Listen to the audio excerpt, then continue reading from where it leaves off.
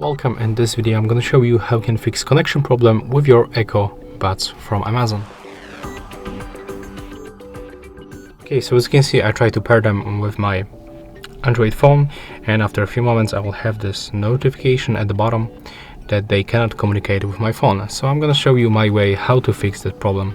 Just wait a little bit for that notification. As you can see, here we have it.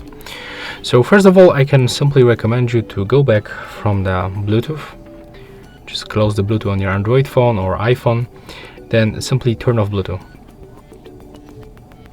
Next, remember to charge your device at least to the 50%. Be sure that they are inside, I mean the earbuds, and you have to open this case and then click and hold this back button until this indicator on the front starts blinking blue.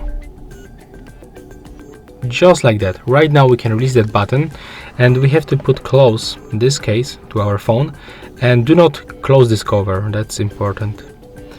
Next, open the Bluetooth on our phone, go to pair new device, select your Echo from the list,